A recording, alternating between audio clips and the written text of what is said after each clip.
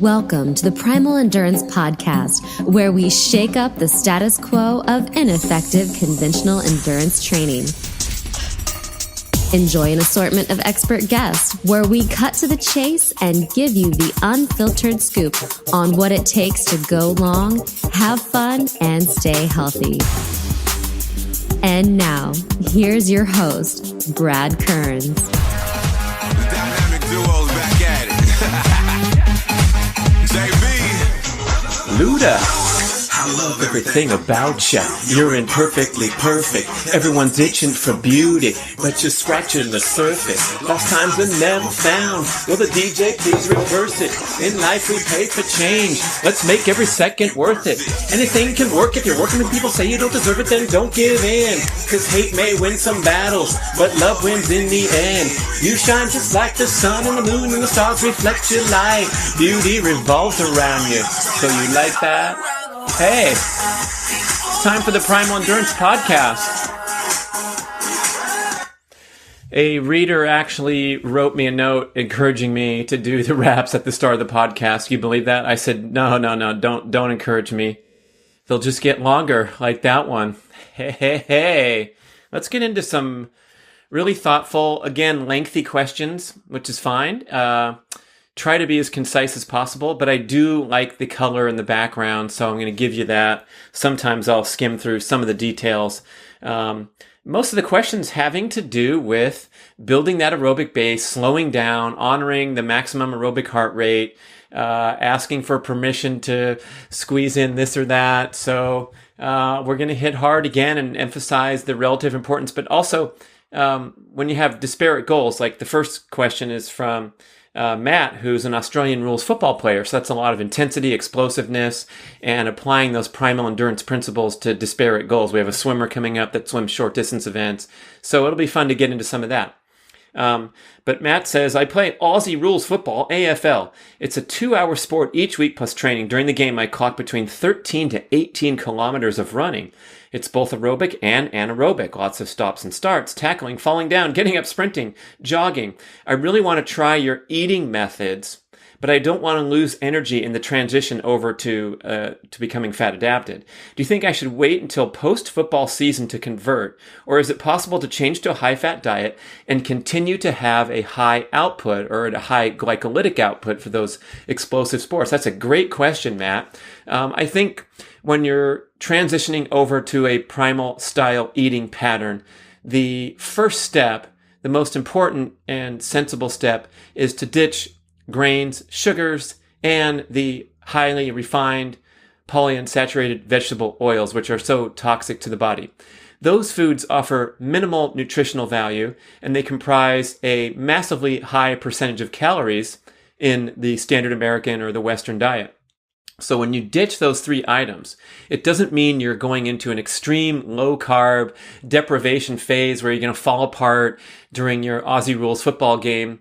None of that stuff. You can continue to consume the ample levels, whatever levels you require, of high nutrient value carbohydrates, such as vegetables, fruits, nuts and seeds, the incidental carbs that come from nuts and seeds, nut butters, dark chocolate, and the nutritious carbs such as sweet potatoes, quinoa, and wild rice. So you can still get the carbs you need to restock muscle glycogen, which is the main question that people are concerned about: is can I recover and perform well in high intensity glycolytic sports while I'm eating primally? And of course you can, because it gets easier and easier to replenish muscle glycogen when you get away from that nonstop 24/7 carbohydrate dependency caused by a high insulin producing grain and sugar based diet. So cut the grains and sugars, Matt, right away.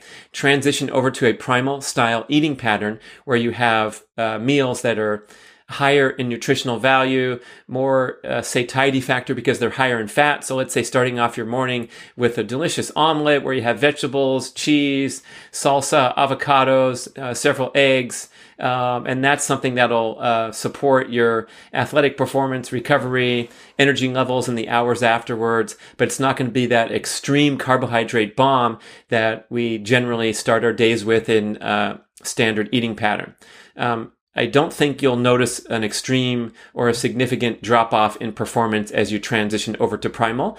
And if you require a few extra sweet potatoes during the Aussie Rules football season, or during those days, whatever you're doing, whether you're a CrossFit athlete or any kind of person that's putting out high intensity now and then, around those high intensity workouts, you can throw in a little extra carbs. And on other days when you're recovering or doing fat adapted training, aerobic training, you don't need as many carbs. So you can play with your diet on a daily basis and always have those high nutrient value carbs to reach for if you're concerned about recovering from ambitious athletic endeavors.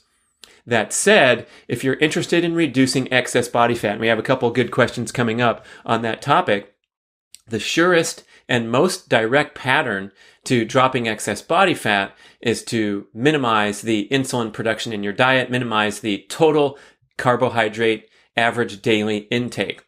Of all forms, it doesn't really matter. The sugars and the grains are going to have worse health effects, more inflammatory, creating more oxidative damage, advanced glycation end products from that sugar constantly going in the bloodstream, those sweetened drinks that are such a huge percentage of calories. Same with the oils. I just read an alarming stat from Dr. Andrew Weil saying that 20% of all the calories in the Western diet come from soybean oil specifically.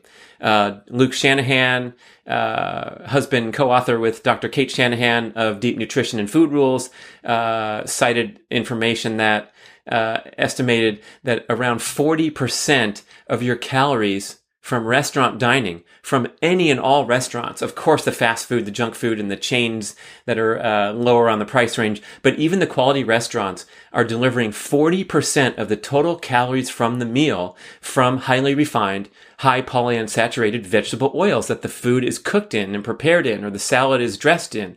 That's terrible news. So when you ditch those poor nutrition, inflammatory, oxidative foods from your diet and start including more healthy, nutritious foods, you may find yourself recovering better from all forms of exercise stress just because you've increased the nutrient intake in your diet. But again, back to that weight loss question, if you're trying to lose excess body fat, you cut carbs, cut insulin, and that's your surest and most direct route. However, you don't want to struggle, suffer, or have adverse side effects in the process of transitioning away from decades and decades of eating in a standard American high carbohydrate grain-based eating pattern. All of a sudden, you're cutting out everything and you're switching over to omelets and salads and a steak for dinner and vegetables and not touching the sugar. That can cause some trouble in certain people, especially females. A lot of females are second guessing the ultra low carb pattern or the strict paleo interpretation where they're not getting enough carbs. They're suffering from hormonal or thyroid irregularities due to the extreme restriction or sudden restriction in carbs. So in those cases, consider adding back or consuming an appropriate amount of high nutrient value carbs, but never the grains and sugars. There's no call to eat junk food, no matter who you are, what athletic performance you're striving for. Okay, Matt, how does that sound? Good luck with the Aussie rules. Here comes the next question. I'm a 10-year on and off triathlete, more on than off, with a runner's background. Typically, I'll finish in the back of the front of the pack. Let's repeat that for you listeners at home and on YouTube. Typically, I'll finish in the back of the front of the pack. The back of the front of the pack. Okay, I'm going to use that, man. Yeah, I'm right now, I'm not in great shape, but I'm in the back of the front of the pack. Okay. Not great from a finishing time perspective. On page 219 of Primal Endurance, you reference Sami Inkinen and highlight his running schedule, page 221. My question stems from this, along with the sprint recommendations in chapter 6. So Sami, for those of you who don't know, has been lauded for his methodical recording of his performance in the process of becoming fat adapted and his extending his time to bonk from 5 hours to 86 hours just from a brief duration dietary change where he went into fat adapted eating and got rid of the carbs. Amazing stuff. He and his wife, Meredith, rode from San Francisco to Hawaii in 42 days in a self-powered rowboat, eating a very high fat, almost ketogenic diet. And he also delivered some incredible amateur triathlete performances, winning his age group at Worlds in 70.3 and winning the extremely competitive Wildflower Triathlon as the top overall amateur, weighing over 200 pounds. So a Clydesdale winning the whole thing, delivering some exceptional times, all on fat adapted training. And he recorded his wattage output on the bike at different effort levels and showed the percentage of fat to carbohydrates that he was burning. And these graphs are all reproduced in Primal Endurance. And it's just phenomenal what happened through just dietary modification.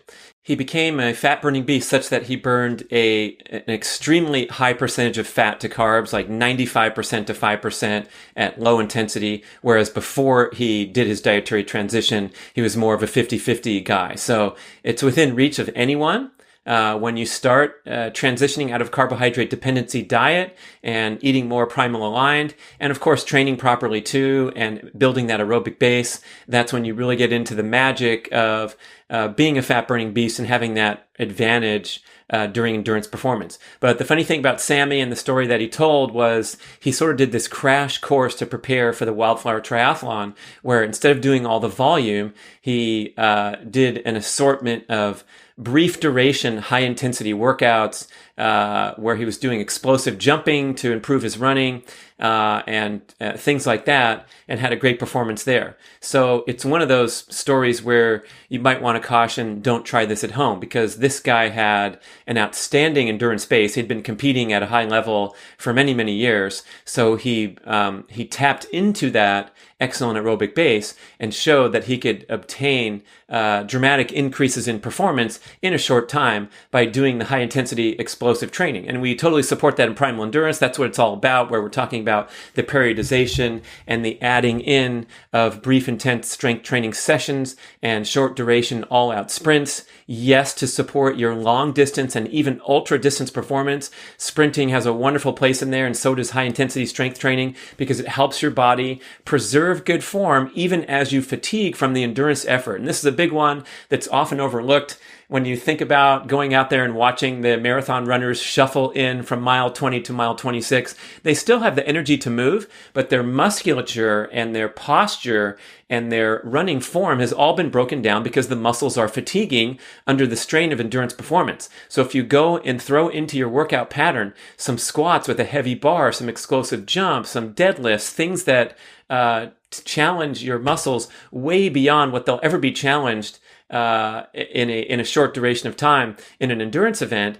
you get that training, that adaptation effect where this might not be scientifically dead on accurate, but if you imagine doing the squats with a couple 100 pounds on your back is similar to what's going on when your legs hit mile 20 of the marathon. So when you get that extreme fatigue from hours and hours of endurance performance, you're kind of jumping right to that point in the gym when you get to the 4th, 5th, and 6th reps with the heavy bar on the squat. So getting good at explosive performance will help you over the hours and hours of sustained endurance performance. So back to the question about Sammy.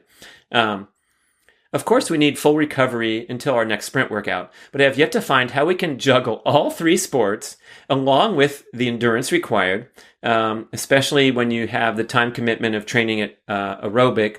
You can go longer than doing fast stuff. If I need 5 to 7 days to recover, how would I fit enough quality sessions in a 4-week peak to race period? Kind of like what Sammy did. Looking at his schedule, I can't imagine any way he could do muscular conditioning, high intensity endurance, plyometrics, and the slower paced endurance for all three sports. I'm not asking for specific workouts, but I would love to know how this could be managed as a parent, husband, and breadwinner, or should I say vegetable winner? Oh, I didn't put the name in there. I'm sorry, but that was a really nice question. And that's what it comes down to, is how do you manage to knock off all these check boxes in your training schedule when we know that aerobic pace training and that over distance at aerobic heart rates works very well and contributes to your development. And we also know that the explosive stuff works and the sprinting works, but of course you have to recover a long time. So my first instinct is to say that periodization is the key.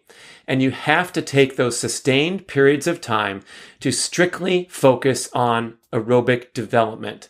Now, if you're an athlete that's been going at this for a few years or many years, but never really took the time to build a proper aerobic base, and you've always been training in an overly stressful carbohydrate dependency pattern, it might take you a year. It might take you 2 years of just going slow and not stressing your body with any high intensity workouts to regain your health in pursuit of higher fitness goals. Maffetone talks a lot about that in his book. I shared my own story of crashing and burning due to overtraining spirals and taking a long time to rebuild back. Mike Pigg has his story in the book about how after years and years of racing on the circuit and being the number one guy in the world and having extraordinary performances, he felt his health falling apart. He had a long-term stomach ailment that was always causing him trouble in training and long-distance races. He was having more difficulty recovering and just feeling healthy as a person. Even as he was winning races on the professional circuit, he knew he was going into a spiral to the extreme extent that he was thinking, he was wondering how much longer he could sustain his career and sustain his training schedule. Even though he was loving it, he was making a lot of money, he was winning races, he was being on the cover of the magazine, smiling, wearing new clothes. And deep down, he's thinking, gosh, my body's falling apart. And I know I had the same feelings myself, like even when I was performing well, wondering how long I could manage to limp for 2.5 days a week on calf muscles that were always restrained after every race, and waking up feeling like I got hit by a truck every Monday morning after traveling home from the weekend race. And at a certain point, you start to go in that downward spiral where your training patterns are too stressful. Even as you're still competing well, you know you're running on borrowed time. So taking the steps backward to build that successful aerobic base where every minute of every workout is at or below that magic number of 180 minus your age. Generally speaking, and we put the example in the book, is you should take at least a couple months at the start of every competitive season to strictly devote to base building and not worry too much about doing strength training sessions during that time or sprints or anything that's explosive or high intensity. Some coaches disagree with that and say that you can hit the weights during your aerobic period, but I recommend just taking some time to be patient and have these low stress workouts build and accumulate and feel yourself getting fitter and more efficient at aerobic heart rates. Then and only then can you dip into the candy jar and get these incredible performance improvements in a very brief period of time by throwing in the high intensity. So in Sammy's case, when he reported doing the box jumps and the squats and the sprints up the hills and the short duration intervals on the bike to prepare for Wildflower, these things kicked in over a very short period of time, whatever he said, 5 weeks or 6 weeks. And by the time he came to the starting line, he was ready for a magnificent ultra endurance performance or long distance endurance performance. And those explosive workouts helped him tremendously. How do you win Wildflower at 2 bills? It's a phenomenal achievement to beat all those skinny guys. And it's just because he had developed so much power and endurance and the ability to preserve good form even as he fatigued, even as he was carrying the 200 pounds through the running course and passing the 147 pound guys. It's a great story, but it comes on the heels of that health and that long duration period of time of building a successful aerobic base. So the stress of thinking that you have to fit in all this stuff every week or every month is total nonsense. And that's the one point I want to urge endurance athletes to reconsider, is this notion of adhering to some tidy, cute weekly schedule where Tuesday you have your track workout Tuesday night with the boys, and Friday you have your tempo, and Saturday you have your long duration hill repeat intervals, and Sundays your long slow run. All of that has been practiced for so many years, decades, by training groups and individuals all across the world, and it's just not as effective as being more spontaneous, intuitive, and periodized with your training. You don't have to, this is on the podcast from Mark and I too, where we talked to Maffetone, or I talked to Phil Maffetone on that podcast about Mark's conjecture that maybe you don't really need to train your brain to suffer over and over again. The brain knows how to suffer. When you put yourself under difficulty and your muscles get tired and you have 6 more miles to go to the marathon finish line, your brain's going to do the best you can. But if you put yourself into that physical stress over and over again with workouts that are or workout schedules that are too stressful, your brain's going to give up when you really need it. So take care of your health, nurture your competitive instinct. Don't just abuse it with constant highly competitive workouts with training partners. Take your time, be patient with your progress. Know that aerobic development is going to be your greatest return on investment by far.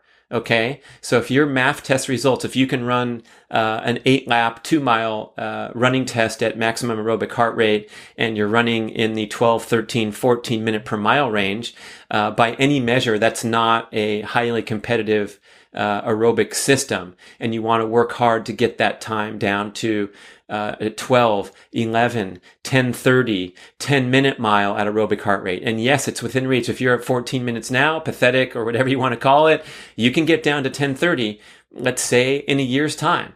And that improvement, being able to run a couple minutes per mile faster at an aerobic heart rate, at a comfortable heart rate, will get you so much more improvement than, let's say, getting better at your box jumps or putting more weight on the squat bar, okay?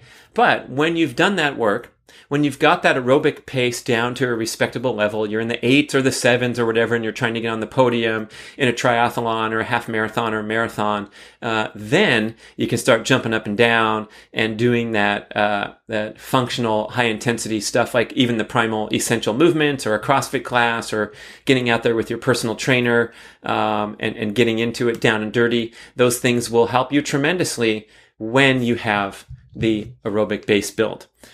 Gee, I'm sorry for hitting that point so hard, and you've heard in so many podcasts, but that's the essence of how to succeed as an endurance athlete, and also how to avoid all the setbacks and drawbacks, like having stomach ailments that won't go away, like the greatest triathlete in the world, or like me having just as many DNFs as I had victories on the professional circuit, because it was so difficult and so stressful that a lot of the times I was out there, had flown across the world or across the country, and crapped out because my body had just not been able to keep up with the high stress training patterns that I was undergoing. Rich Cyril writes in and says, I read Primal Blueprint. I'm reading Primal Endurance. I listened to your podcast. I've done my homework, but I do have a basic question. I'm quite overweight, 5'10" at 250. I'm 51 years old. I think I should be around 165. However, I'm still able to run 3 or 4 miles without a problem at a 12-minute pace at a heart rate of 125. That's absolutely incredible, Rich. 250 pounds at a heart rate of 125, so definitely an aerobic heart rate for a 51-year-old, and you're running a 12-minute pace. So this guy is tremendously fit. I mean, honestly, that's not bad, okay? Occasionally I have to stop and walk, especially on inclines, but I'm not so far gone that I can't run. So here we have a very, very fit cardiovascular system inside a 250-pound body that should be at 165. Wow, I can't imagine that. I'm 51, the same as you, Rich. I weigh 165, so that would be like me putting on an 85-pound weight vest and trying to run 12-minute miles. There's no way I could do it. So honestly, congratulations on your fitness, and let's talk about getting that weight down to a healthy weight and also a functional weight for endurance goals. Here's Rich's question. Should I stay in the aerobic base building phase indefinitely until I lose that weight and not do any sprints or squats or anything? My plan was to do some form of brief, intense intervals once every 10 days, but I'm not sure this will help or hurt my goals to become a fat burner and to lose weight. So his number one goal is to lose that excess body fat.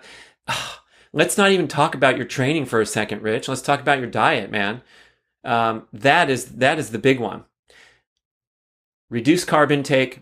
Reduce insulin production. That fat's going to come off very, very quickly because of your fitness base and the fact that you are good at burning fat at 125 heart rate, running a 12-minute mile with that much weight on your body. So I predict exceptional results from you in the realm of diet. Again, just like Mark says in the books and his non-scientifically proven but very salient notion that 80% of your body composition success is based on your diet, specifically your ability to moderate insulin production. And only 20% is on your workout patterns, your sleep, your ability to handle stress. Okay, so let's focus on the diet for a moment and know that you can get that weight off at a rate of around 8 pounds of fat a month safely for someone of your weight, maybe even 10 pounds of body fat a month. You can look in the Primal Blueprint 21-day total body transformation, and there's a complete calculation and a pattern of meals and exercise for the hypothetical Ken Korg to drop excess body fat at a weight of 8 pounds a month. Again, we're talking about reduction of actual fat, not just stepping on the scale and seeing that you lose 10 pounds, because people go on crash diets, they lose the water retention and the muscle mass and some fat, and they can drop 25 pounds or 30 pounds in a month, but that's not as authentic as getting those inches off your waistline. Okay, so moderate carbohydrate intake, transition over to a primal style eating pattern without struggling or suffering. So you're having high satiety meals. You're just switching from your cereal, your orange juice and toast in the morning to a big delicious omelet, and paying more attention to your appetite and your hunger patterns, and allowing yourself to actually get hungry once in a while, and waiting another 20 or 30 minutes and noticing and remembering what hunger feels like because it's been so long. And then having a high nutrient value, primal aligned meal that's not another carbohydrate bomb, and shutting you and shunting you out of that carbohydrate dependency pattern. Then when it comes to training, of course, the fat burning workouts are not going to interfere with your transition over into becoming fat adapted. And once every 10 days to do a sprint workout or a squat session, I think is fine for someone of your fitness level. Remember, these are short duration workouts, so it's not going to create this huge demand over the next 48 hours for sugar, as would, let's say, a 13-mile training run with the team and training pack where you're exceeding your aerobic heart rate all the time. Then you're coming back the next day and you're running 5 miles again at above your aerobic heart rate. And then the next day you're doing a Zumba class where your heart rate's up at 170s, and you're throwing in these yogurts and these snacks that are full of sugar and these sweetened beverages from the coffee shop. And you're just dead locked into a carbohydrate dependency pattern with no end in sight and no chance of losing excess body fat or keeping it off for any measure of time. Forget that nonsense. We're going to stick to the aerobic heart rates when you're doing sustained exercise. And yeah, absolutely, throw in some squats, throw in some sprints as you progress toward becoming fat adapted. And if you're doing good on your diet and you notice that you can handle these workouts without that backslide of getting intense sugar cravings and having them last all day, that means your sprint workout was probably too strenuous. You're not ready for it yet. Just do a workout that you can handle comfortably, that you feel good after, you're not craving sugar, and that will turbocharge your progress and really stimulate that excess body fat to get dropped quickly. I would love to have you take a before and after picture and update me when you're down to 165, man. That would be exciting. And look up my lifelong friend, Gil Morocco. You can find him on Instagram, GILMAROKO. And he's done just that. He was over 200 pounds at 5'7". He was a great athlete back in high school, great runner, and into college years.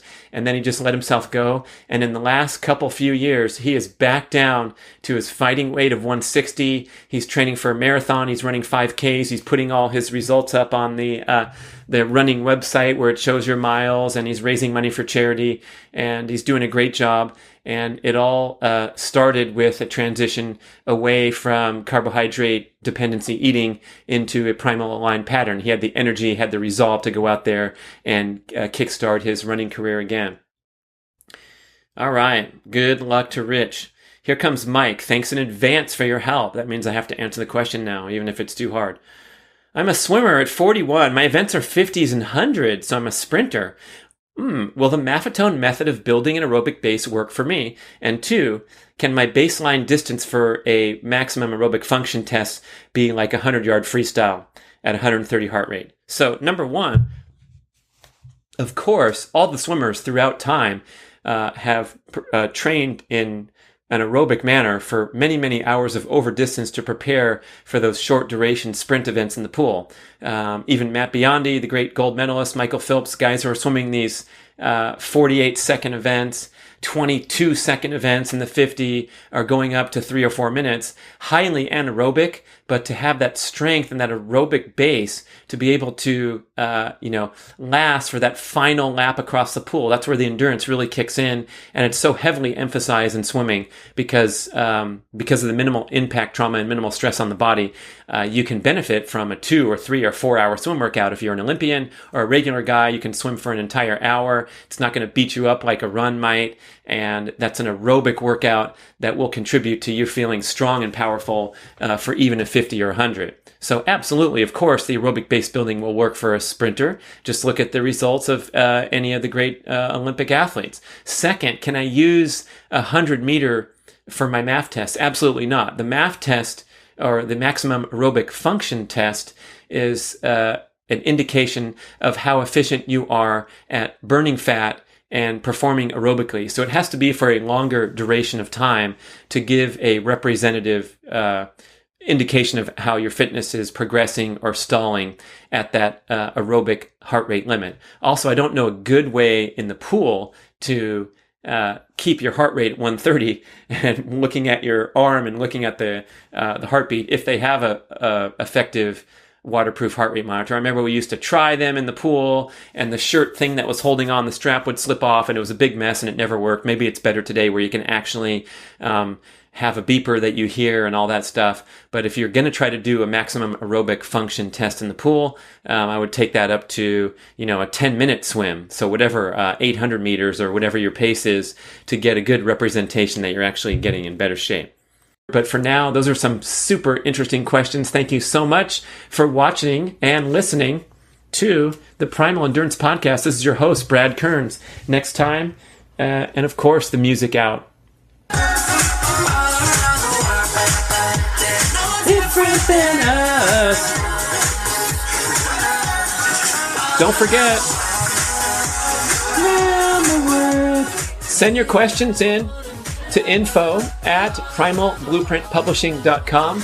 And also, if you can take a couple minutes to go on iTunes and leave a review, that really, really helps us rise up the rankings and get more people listening to the show. iTunes, Stitcher, wherever you get your podcasts, just write a review. You can put as many stars as you want. 5 is cool. I'm trying my hardest, and I definitely want the show to be about you too. So the better the questions are, the better the show. Thank you so much.